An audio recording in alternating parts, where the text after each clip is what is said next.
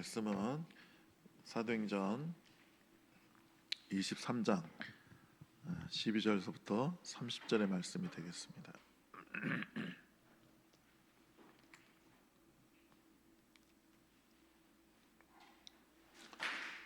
다 같이 읽겠습니다. 날이 새매 유대인들이 당을 지어 맹세하되 바울을 죽이기 전에는 먹지도 아니하고 마시지도 아니하겠다 하고 이같이 동맹한 자가 40여 명이더라.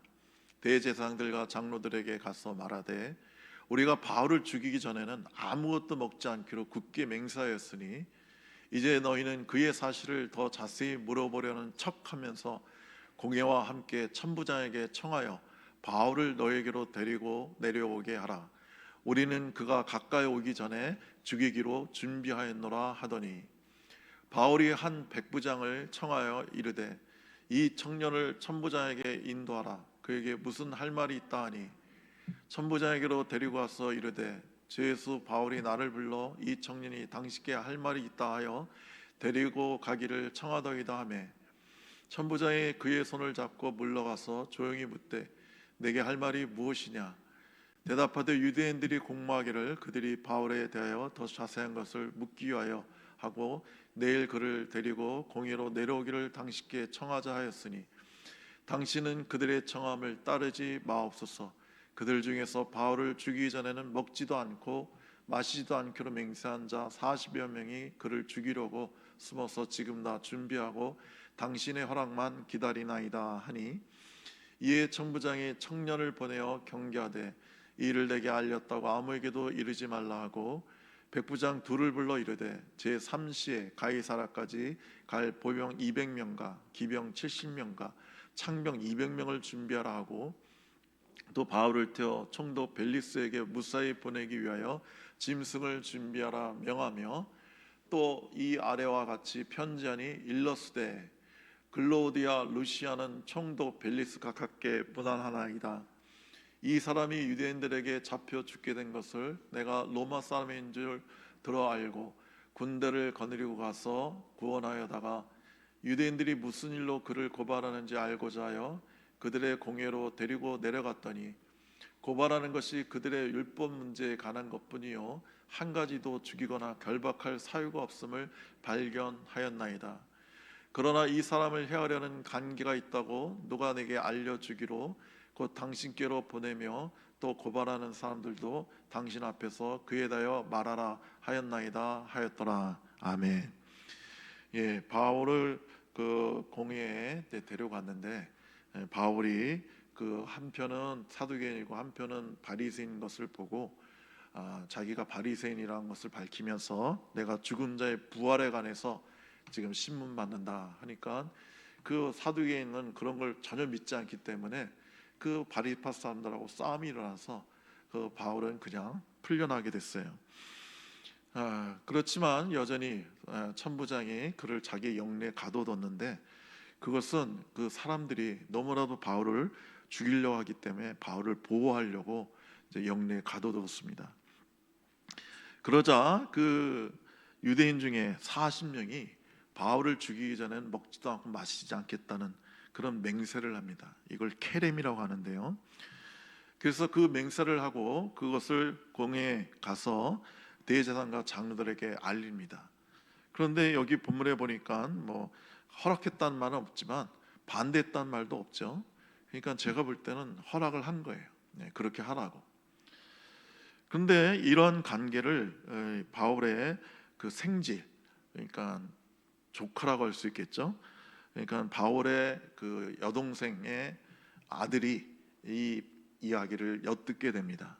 그래서 그 이야기를 바울에게 와서 전해주니까 바울이 옆에 있던 백부장에게 이 청년을 데리고 천부장에 가서 그에게 할 말이 있으니까 그를 데려가 달라 하니까 이 천부장이 이 바울의 생질의 말을 듣고 그렇게 죽이려고 하는 사람이 40명에 있는 얘기를 듣고 밤 3시에 그러니까 우리 시간으로 말하면 밤 9시경에 자그마치 470명의 병사를 호위해서 그를 그 예루살렘에서 그 가이사라 그쪽 그 빌보 가이사라로 보냅니다. 거기에 이제 총독이 있으니까요. 그래서 벨리스 총독에게 그 바울을 이송하는 내용이 오늘 본문에 나오고 있습니다. 아까 말한 그 케렘이라는 맹세는 자신이 이 일을 하는 일에 있어서 틀림없이 할 수 있다고 믿기 때문에 하는 맹세예요. 그러니까 절대 실패하지 않을 것이라고 확신할 때 하는 맹세입니다. 그래서 그들은 바울을 확실하게 죽일 수 있다고 믿은 거예요.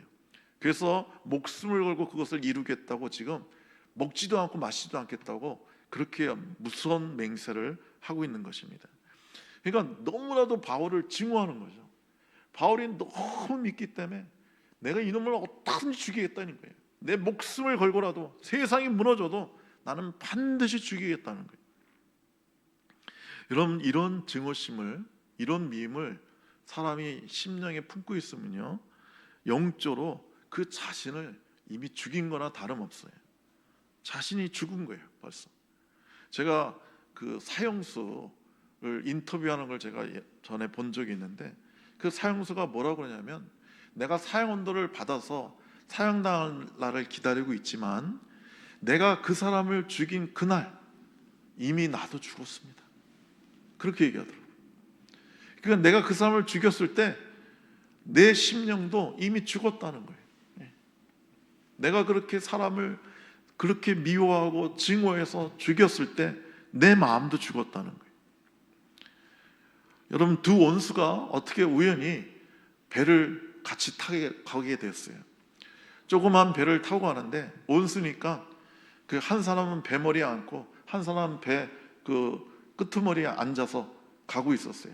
가운데서 사공이 이제 노를 지면서 가고 있었어요. 근데 갑자기 막 강풍이 불면서 파도가 넘치면서 배가 막 그냥 침몰할 것 같은 그런 위험에 직면하게 됐어요. 그랬더니 배머리에 앉아있던 사람이 사공한테 큰 소리로 물어보는 거예요. 이 배가 침몰하면 어느 쪽 먼저 침몰할 거냐고. 그랬더니 사공이 보통은 배 끝머리부터 잠기게 된다고. 그랬더니 배머리에 있던 사람이 잘 됐다고. 내가 죽는 건 두렵지 않다고. 내 온수가 죽는 걸 먼저 보니까 아주 난 좋다고. 그랬다는 거예요. 그러니까 얼마나 증오하면 자기 죽는 건 상관하지 않고 상대방 죽는 걸 먼저 보는 것이 좋다고 그렇게 얘기를 하겠어요. 바울은 자기의 이름이 생명책에서 지워져도, 즉 자기가 지옥에 가는 한이 있어도 내 백성, 내 민족은 구원받기를 원한다고 하나님께 간절히 기도합니다. 자기 목숨을 다 바쳐서 수많은 고난과 핍박 속에서도 그는 자기 민족을 사랑하기 때문에, 사람들을 사랑하기 때문에 복음을 전했습니다. 그는 말했습니다. 나는 누구에게도 사랑의 빛을 진 적이 없다. 그러니까 이 말은 무슨 말이에요?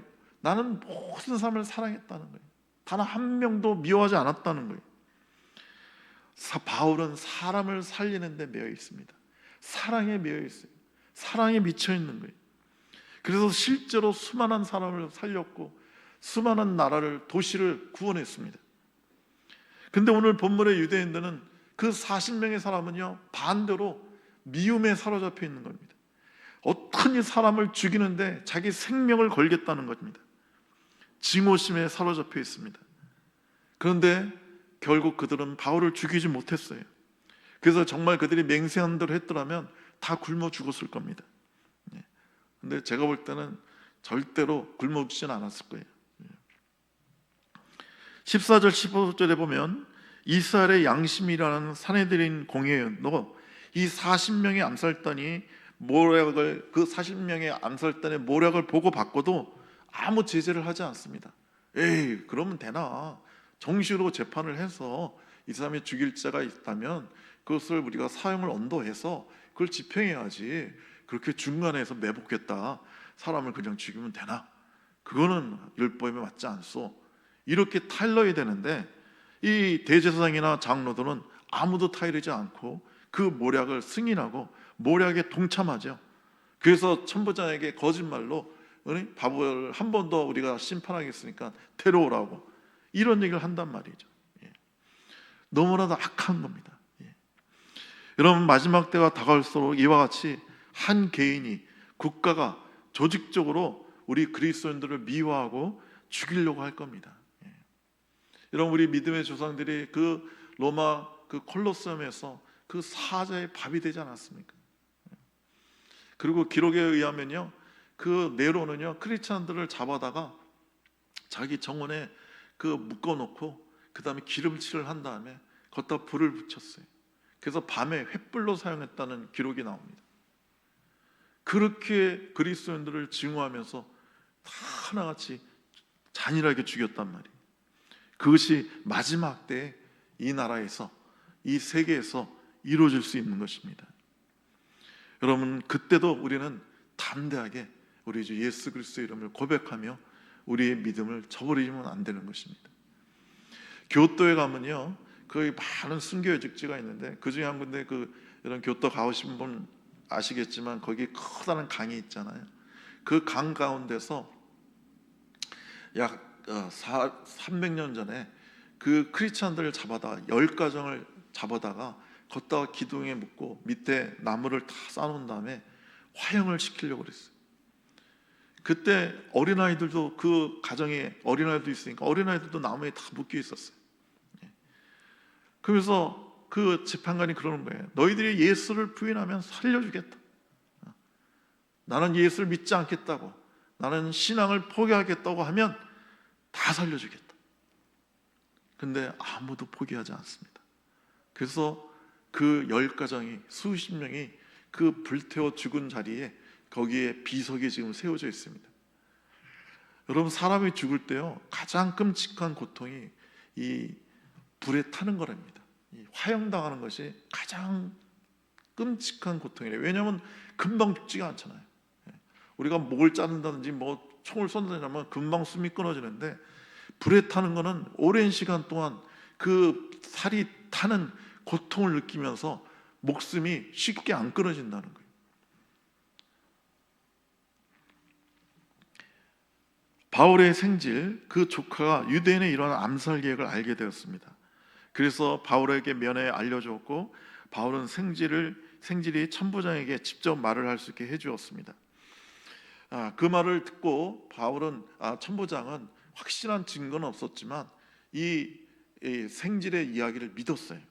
그래서 자그마치 470명의 군사의 호위 속에 바울을 총독으로 그 밤에 이송합니다. 그러니까 밤에 이송하니까 더더욱 이렇게 사람들한테 알려지지 않았겠죠. 그러니까 하나님은 안 믿는 사람의 마음도 다스리고 모든 사람의 삶을 다스리는 분이시라는 걸 알 수가 있습니다. 예수님을 알든 모르든 주님은 온 세상 사람들과 만물을 지으시고 다스리시는 분이십니다. 그러니까 아까 말씀드린 대로 제3시, 그러니까 밤 9시에 보병 200명, 창병 200명, 기병 70명, 470명의 군사로 바울을 호위해서 총독이라고 보냈어요. 그러니까 이것이 바울을 지키려고 그렇게 많이 보낸 게 아니에요. 그러니까 바울이 도망갈까 봐 그걸 지키려고 보낸 게 아니라, 누구 40명이 죽이려고 한다니까 40명의 공격을 막으려고 이렇게 10배 되는 숫자로 그들을 지켜서 보내게 한 거죠. 예수님께서는 그 지난장에 보면, 22장에 보면 예루살렘에 있을 때 밤에 환상 중에 나타나셔서 담대라, 내가 예루살렘에서 나의 일을 증거한 것 같이 로마에서도 증거하게 되리라고 예언해 주셨어요. 주님은 그 약속을 지금 지키는 겁니다. 비록 바울이 로마에 편하게, 아주 순탄하게 가진 않았지만 이렇게 제수가 되어서 많은 고난 가운데 포로가 되어서 이 로마라고 가게 되는 그 놀라운 하나님의 섭리가 지금 시작되는 거예요. 그 파나이 섬에 파송되어서 선교하는 우리 한국의 강요한 선교사라고 있습니다. 그 사람이 이분이 얼마나 대단한 사역을 했는지 11년 동안 그 섬에 머물면서 자그마치 107개의 교회를 세웁니다. 저도 그런 섬에 갔었는데, 인도네시아의 어느 배 타고 제가 6시간을 갔어요. 가가지고 어느 섬에 도착했는데 그 섬에 그 주민 100%가 다 크리스찬이에요. 그러니까 그 섬에 그 모든 사람이 무슬림이었는데, 이슬람교도였는데 50여 년 전에 한 선교사가 그 섬에 가서 고생하며 핍박당하면서 섬 사람들 다 전도한 거예요. 그래서 교회를 세웠더라고요. 그래서 제가 거기서 집회하는데 얼마나 감격이 되는지 모릅니다.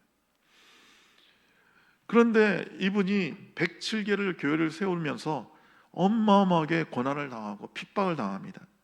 그래서 예배 드릴 때 보면 집 안으로 돌이 번번하게 막 날아들어옵니다. 사람들이 막 돌을 던지는 거예요. 그렇다고 해서 강요한 선교사는 단 한 번도 예배를 중단하지 않았습니다. 한 번은 그 교회를 세울 돈을 가지고 가다가 도적을 만났어요. 도적을 만나서 그 돈을 다 강탈당했습니다. 그러니까 선교사님이 생각하기에 그 지역 마피아단이 이 일을 행했다고 생각되더라는 거예요. 그래서 이분이 담대하게 그 마피아 두목을 찾아가서 말했답니다. 당신 부하가 내 돈을 훔쳐갔는데 그 돈은 보통 돈이 아니라고, 하나님의 집, 교회를 세울 돈이라고. 여러분이 만약에 그 돈을 잘못 사용하면 하나님께서 여러분을 무섭게 심판할 거라고. 그래도 괜찮겠나? 그랬더니 그 마피아 두목이 그럼 선교사님 일단 집에 가 계시라고, 내가 알아보겠다고. 그리고 얼마 있다가 두목이 부하들과 함께 그 오픈카를 타고, 그 컨버터블을 타고 그 강경 선교사님 집에 방문해서 그 부하가 뺏었던 돈을 다시 돌려줬다고 그래요. 근데 그 장면을 마을 사람들이 다 봤잖아요.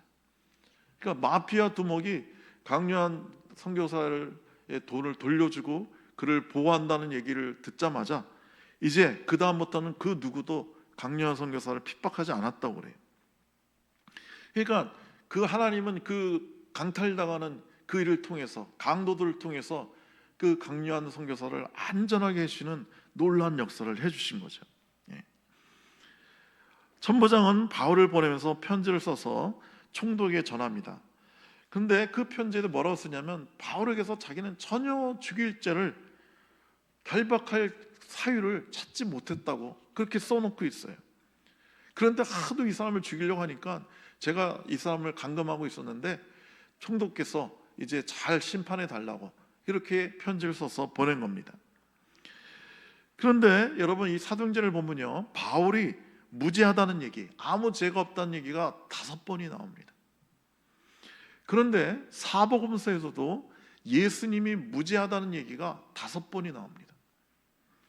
그러니까 성경은 바울의 삶이 예수님의 삶과 일치되었다는 것을 말해주고 있는 것입니다. 구약에서는 요셉이 그랬죠. 요셉의 삶은 거의 예수님의 삶입니다. 형제들에게 은 20냥에 팔려서 요셉이 그 이방인 손으로 넘겨졌잖아요. 예수님도 자기 동포들의 손에 의해서 은 30냥에 팔려서 로마 총독에게 가가지고 그 심판당하지 않습니까? 요셉은 그렇게 자기 형제들에게 팔아먹었지만 그 형제들을 심판하지 않고 오히려 용서하고 사랑하고 축복하잖아요. 예수님도 그 자기 백성들에 의해서 배신당해 십자가 밖에 돌아가셨지만 백성들을 사랑하고 용서하셨잖아요. 그러니까 예수님의 삶과 거의 비슷하단 말이에요. 여러분, 이와 같이 우리는 예수님처럼 우리 삶이 이어져야 되는 것입니다. 사람들이 우리를 봤을 때 예수님을 볼 수 있어야 돼요. 예수님이 동포들이 팔려가고 로마인의 법정에서 재판을 받고 사형을 당한 것처럼 바울도 동포들에 의해서 그 심판을 당하고 고소를 당해서, 거짓 고소를 당해서 결국 로마 법정에 가가지고 사형을 받고 로마에서 사형을 당합니다. 여러분, 이와 같이 여러분과 저도 우리의 삶이 처음은 이렇게 바울처럼 주님을 핍박하는 그런 삶을 살았다 할지라도, 제약된 삶을 살았다 할지라도 우리의 삶의 마지막은 예수님처럼 되어야 되는 것입니다. 바울처럼 아무 잘못이 없는데, 아무 죄가 없는데 복음 때문에 고난을 당했다는 그런 소리를 우리는 들어야 됩니다. 세상이 아무리 험악하게 나와도 우리는 두려워하지 않아야 됩니다. 40명이 죽이겠다고 목숨 걸고 달려들어도 주님은 470명의 군사로 우리를 보호하시고 우리를 지켜주시는 분이에요. 문제는 사명입니다. 문제는 우리가 주님과 동행하느냐예요. 거기에 우리의 가장 중요한 핵심이 달려 있는 것입니다. 여러분, 우리가 사람들이 우리를 죽이려고 한다고 한다든지, 가난이, 환경적인 문제가 우리를 어렵게 한다든지, 이런 건 중요한 게 아니에요. 그건 하나님께서 얼마든지 보호하시고 우리를 지켜줄 수 있어요. 문제는 우리가 주님과 동행하느냐예요. 우리가 하나님의 사명을 따라 사느냐예요. 아프리카 오지의 선교지에서 그 선교가 있던 한 여자 선교사가 있었는데, 이분이 위독한 병에 걸렸습니다. 막 소화가 안 되는 거예요. 배가 너무 아프고 너무너무 어려운 거예요. 그런데 잘 오던 그 본국에서 오던 선교비, 생활비가 한 달 동안 오지가 않는 거예요. 돈이 하나도 없는데. 그래서 매일 돈이 없어서 매일 보리죽하고 깡통에 있는 분유를 먹으면서 그 한 달을 버텼답니다. 그래서 이 여선교사님이 하나님 원망이 되더래요. 하나님, 내가 이렇게 왜 몸을 아프게 하시고, 아니 몸을 아프게 하시면 먹기라도 제대로 먹어야 되는데 왜 생활비를 안 보내게 해주셔서, 생활비가 안 오게 하셔서 이렇게 내가 보리죽만 먹고 이게 힘이 하나도 없고 막 죽을 것 같다. 하나님 왜 나를 도와주지 않으시냐고 막 그런 마음이 막 생겼다는 거예요. 그리고 이제 몇 해가 지난 후에 안식년에 귀국한 이 선교사가 선교 복을 하면서 그때 자기가 얼마나 아팠는지, 그리고 그때 선교비가 오지 않아서 자기가 얼마나 고생했는지 그 이야기를 좀 소개를 했대요. 그랬더니 그 간증이 끝나고 나서 그 한 의사가, 그 자리에 있었던, 그 교회에 있었던 의사가 그 선교사님에 오더니만 그 병의 증세를 좀 더 자세히 막 물어보더래요. 그러더니만 뭐라고 그러냐면, 그때 선교사님의 생활비가 제때 왔더라면, 그래서 선교사님이 막 여러 음식을 막 먹었다면 선교사님이 오늘 살아서 여기 오지 못했을 거라. 그러면서 뭐라고 그러냐면, 선교사님은 잘 모르셨겠지만 그 선교사님이 앓고 있는 그 병은 30일 동안 보리죽만 먹어야 낫는 병이래요. 그 병에서 만약에 막 이것저것 막 잘 먹었다면 그 병은 낫지 않는다는 거예요. 그러니까 하나님께서 그 선교사님을 살려주려고, 치유하려고 생활비가 안 오게 하고 30일 동안 보리죽만 먹게 하신 거죠. 그래서 그 선교사는 그때서야 자기가 불평한 걸 회개하고 하나님께서 얼마나 놀랍게 자기를 돌봐주셨는지 깨닫게 되었다고 그렇게 간증했습니다. 여러분, 하나님은 항상 우리를 적절하게 돌봐주시는 분이십니다. 우리가 알거니와 하나님을 사랑하는 자들에게는 모든 것이 합력하여 선을 이룬다고 로마서에서 말씀하고 계십니다. 우리 성도 중에 한 명이 저한테 이걸 질문했어요. 얼마 전에. 그 모든 것을 합력하여 선을 이룬다는 게 무슨 말입니까? 그래서 제가 그때 우리 카페에서 케이크를 이렇게 먹고 있었거든요. 그래서 제가 이렇게 대답해 줬어요. 지금 형제님하고 제가 지금 케이크를 먹는데, 이 케이크를 만들기 위해서는 밀가루도 있어야 되고, 그 다음에 버터도 있어야 되고, 설탕도 있어야 되고, 기름도 있어야 되고, 소금도 있어야 되고, 여러 가지 것이 있어져야 되는데, 그것들을 따로따로 만약에 먹는다면, 그것이 합쳐져서 불에 태워지고 조리되기 전에 먹는다면 그 밀가루 맛이 얼마나 안 좋겠어요. 소금이 얼마나 짜겠어요. 그것이 다 나눠져 있을 때는 우리에게 정말 안 좋은 맛을 주지만, 그것이 다 합쳐져서 불에 구워지면 이렇게 케이크처럼 달콤한 맛있는 케이크가 되는 거라고. 바로 그걸 올리라고. 우리 삶의 좋던 일, 그 다음에 안 좋은 일, 고난이나 핍박이나 그 가난이나 질병이나 이 모든 것들을 하나님은 합해서 맛있는 케이크를 만들어 주신 거라. 선을 이루어 주신 거라. 그랬더니 우리 그 성도가, 와, 목사님 어떻게 이렇게 딱 알아듣게 그냥 설명해 주셨다고. 자기가 이 말이 이해가 안 갔는데 설명을 쉽게 해주셨다고 그런 얘기를 한 걸 제가 들었습니다.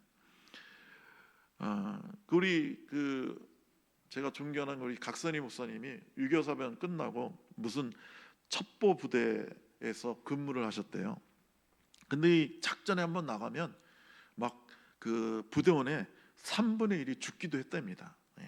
저도 그거 들었는데, 유교사변 끝나고는 우리 그 첩보 부대가 그 북한만 우리 남한으로 간첩을 보내는 게 아니라 그 북파 공작원들을 막 보냈대요.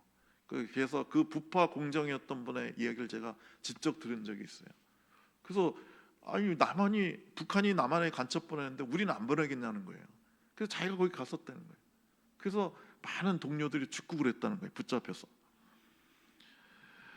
그런데 우리 각성희 목사님은 그 청년 때 그렇게 위험한 부대에서 근무하면서 자기가 장차 목사가 될 것을 굳게 믿었답니다. 왜냐하면 어머니가 그 북한에서 이 각성희 목사님을 남한으로 보내면서 너는 목사가 되어라 그랬대요. 내가 기도하마. 그리고 어떻게 목사가 되라는 얘기는 안 하셨대요. 그리고 어떻게 내가 공부를 해야 되고 뭐 어떤 생활비 있고 학자금이 있어야 되는지 그런 거 전혀 말은 안 하시고 그냥 기도할 테니까 너는 목사가 되라. 너는 목사가 반드시 될 거다. 이렇게 얘기하셨다는 거예요.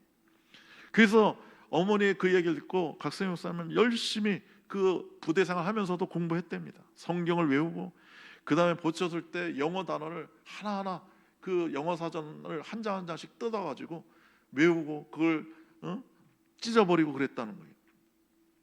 그래서 그 영어 사전을 자그마치 4권을 다 독파를 했다고 하십니다. 그랬더니 옆에 그 동료 그 병사들이 아이고 우리가 언제 죽을지 모르는데 뭐하러 공부를 그렇게 하냐고. 그 공부해서 뭐에 쓰려고 그러냐. 우리 금방 죽을지도 모르는데. 그런데 각성희 목사님은 믿었다는 거예요. 하나님께서 나를 우리 어머니의 기도를 응답하셔서 반드시 목사로 세워줄 것이다. 그리고 하나님께서 자기를 왠지 유학을 보내실 것 같더래요. 돈이 한 푼도 없는데. 그래서 영어 사전을 4권이나 외웠는데 결국 그분은 유학을 가셨고 공부하고 한국에 오셔서 그 소망교회를 개척하셔서 아주 귀한 목회를 하셨죠. 사랑하는 성도 여러분, 세상이 아무리 여러분을 죽이려고 하고 무너뜨리려고 하고 여러분을 핍박하고 여러분을 괴롭게 한다 할지라도 우리 하나님께서 지켜주십니다. 그의 놀라운 능력으로, 그의 놀라운 신비로, 그의 놀라운 사랑으로 우리를 보호하시고 우리를 축복의 땅으로 하나님 나라로 인도해 주십니다. 여러분 그것을 믿고 여러분이 그 비전을 가져서 나는 이 하나님이 주신 이 비전, 이 사명을 이루기 전에는 절대 죽지 않는다. 나는 절대 다치지 않는다. 이런 확신과 선포를 하고 우리 주님 앞에 나가야 될 줄로 믿습니다. 네, 기도하겠습니다. 좋으신 하나님, 우리가 무엇이간데 우리를 구원해 주시고 하나님 자녀 삼아 주시고 우리를 영원토록 보호하시고 인도하시니 감사합니다. 주님, 우리가 세상의 어떤 고난도 환난도 가난도 질병도 두려워하지 않게 하시고 우리가 담대히 주님과 동행하며 우리 주님을 선포하는 하나님의 사람들 되게 하여 주시옵소서. 예수님의 이름으로 기도드리옵나이다. 아멘. 주기도문으로